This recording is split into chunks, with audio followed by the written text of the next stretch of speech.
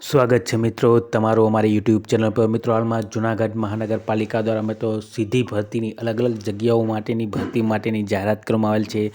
મિત્રો આજે તેની વિગતવાર ચર્ચા કરવાની છે। શરૂ કરતાં પહેલાં મિત્રો ચેનલ પર નવા હોય તો ચેનલને સબસ્ક્રાઇબ કરવાની સાથે ઓલ નોટિફિકેશનના બેલ આઇકોનને પ્રેસ કરવાનું ભૂલતા નહીં, જેથી કરીને આ પ્રમાણેના જેવા વિડીયો ચેનલ પર મૂકીએ કે તરત તમને નોટિફિકેશન મળી રહે। તો મિત્રો જૂનાગઢ મહાનગરપાલિકા દ્વારા 6 જાન્યુઆરી 2024ના રોજ જૂનાગઢ મહાનગરપાલિકાની વેબસાઇટ દ્વારા ઓનલાઈન અરજીઓ મંગાવવામાં આવે છે, જેમાં મિત્રો જૂનાગઢની વેબસાઇટ junagadh.municipal.org ઉપર જઈ તારીખ 9 જાન્યુઆરી 2024થી 31 જાન્યુઆરી 2024 ઓનલાઈન અરજી કરી શકાશે। મિત્રો જાહેરાત ક્રમાંક પ્રથમ જોઈએ તો જગ્યાનું નામ છે ઇન્સ્પેક્ટર વર્ગ 3, કુલ 3 જગ્યા છે।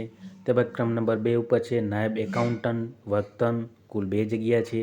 ત્યારબાદ ક્રમ નંબર 3 ઉપર છે નાયબ કાર્યપાલ ઇજનેર સિવિલ વર્ગ 3, કુલ 3 જગ્યા છે મિત્રો। ત્યારબાદ મિત્રો જોઈએ તો ક્રમ નંબર 4 ઉપર મિત્રો આસિસ્ટન્ટ ઇજનેર સિવિલ વર્ગ 3ની જગ્યા છે, કુલ 6 જગ્યા છે। ત્યારબાદ ક્રમ નંબર 5 ઉપર છે ઓવરસિયર સિવિલ વર્ગ 3ની જગ્યા છે, કુલ 8 જગ્યા છે। ત્યારબાદ ક્રમ નંબર 6 ઉપર છે ઇલેક્ટ્રિકલ ઇન્સ્પેક્ટર વર્ગ 3ની જગ્યા છે, કુલ 3 જગ્યા છે। ત્યારબાદ ક્રમ નંબર 7 ઉપર છે ફૂડ સેફ્ટી ઓફિસર, કુલ 2 જગ્યા છે। ત્યારબાદ ક્રમ નંબર 8 ઉપર સેનેટરી ઇન્સ્પેક્ટર કમ વોર્ડ ઓફિસર વર્ગ 3ની કુલ 16 જગ્યા છે। અને છેલ્લે મિત્રો ક્રમ નંબર 9 ઉપર લાઇવ સ્ટોક ઇન્સ્પેક્ટર મિત્રો કુલ 3 જગ્યા છે। ટોટલ મળીને 46 જગ્યાઓ માટે સીધી ભરતી માટેની જાહેરાત કરવામાં આવેલ છે જૂનાગઢ મહાનગરપાલિકા દ્વારા। વધુ વિગતવાર જોઈએ તો મિત્રો 31 જાન્યુઆરી 2024 દરમિયાન સુધીમાં ઓનલાઈન ફી ભરવાની રહેશે મિત્રો। ફી વગરની અરજી આપોઆપ નામંજૂર ગણવામાં આવશે।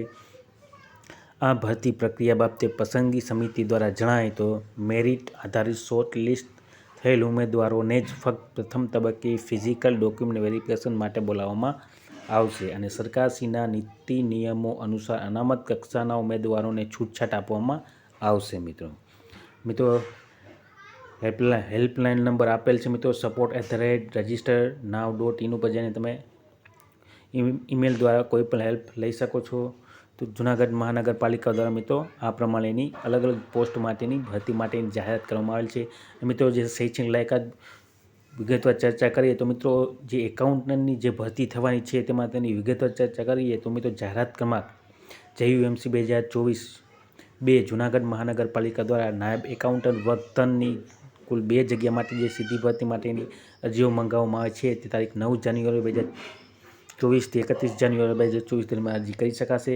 જગ્યાનું નામ નાયબ એકાઉન્ટન્ટ વર્ગ 3 છે, કુલ 2 જગ્યા છે। શૈક્ષણિક લાયકાત જોઈએ તો મિત્રો માન્ય યુનિવર્સિટીના BCom વિદ્યાશાસ્ત્રના સ્નાતક હોવું જોઈએ, કોમ્પ્યુટર અંગેનું જ્ઞાન ધરાવતા હોવું જોઈએ, ગુજરાતી હિન્દી અને અંગ્રેજીનું પૂરું જ્ઞાન ધરાવતા હોવા જોઈએ। અને મિત્રો પગાર ધોરણ જોઈએ તો પગાર ધોરણ મિત્રો 5 વર્ષ ફિક્સ પગાર 31,340 રૂપિયા રહેશે મિત્રો। ત્યારબાદ મિત્રો વયમર્યાદા જોઈએ તો 18 વર્ષથી ઓછી નહીં અને 35 વર્ષથી વધુ હોવી જોઈએ નહીં। અને છૂટછાટ મિત્રો જોઈએ તો મૂળ ગુજરાતનો હોય તેવા તમામ મહિલાઓ ઉપલી વયમર્યાદામાં નિમ્ન 5 વર્ષની છૂટછાટ મળવાપાત્ર રહેશે, તથા અનામત વર્ગના ઉમેદવારોને બિન અનામત તેવા ઉમેદવારો વયમર્યાદામાં છૂટછાટ મળશે નહીં મિત્રો। અનામત જગ્યાઓની વિગતવાર જોઈએ તો મિત્રો ભરવાપાત્ર કુલ 2 જગ્યા છે, જેમાં બિન અનામત સામાન્ય પુરુષમાં 2 જગ્યા છે, જેમાં એક દિવ્યાંગ ઉમેદવારો માટે રહેશે। તો આ પ્રમાણે જગ્યાઓ રહેશે મિત્રો।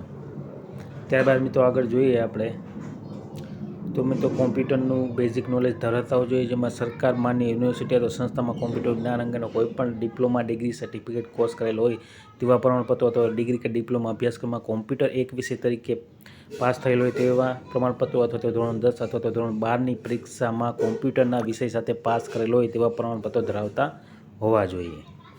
ત્યારબાદ મિત્રો આગળ જોઈએ આપણે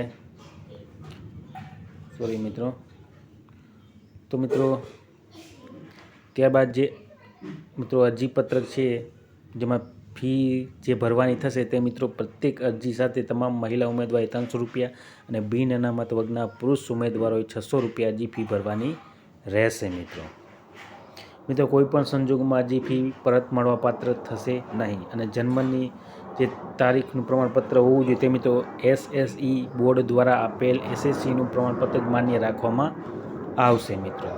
ત્યારબાદ આગળ જોઈએ મિત્રો અગત્યની જોગવાઈ તો ફાઇનલ મેરિટ લિસ્ટ તૈયાર કરતી વખતે લેખિત પરીક્ષાના 100% પરિણામ મુજબનું વેઇટેજ આપવામાં આવશે।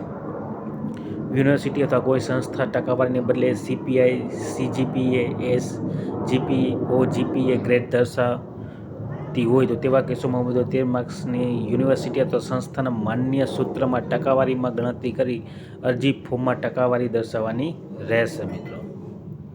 અને તે બાદ રમતગમતમાં જોઈએ તો આંતરરાષ્ટ્રીય અથવા તો આંતર યુનિવર્સિટી અથવા અખિલ ભારતીય સંઘ દ્વારા યોજાતી સ્પર્ધામાં પ્રતિનિધિત્વ કરેલ હોય તેવા ઉમેદવારને પસંદગીમાં અગ્રતા આપવા માટે પ્રથમ તબક્કાની સ્પર્ધાત્મક લેખિત પરીક્ષામાં મેળવેલ ગુણના 5% ગુણ ઉમેરી આપવામાં આવશે મિત્રો.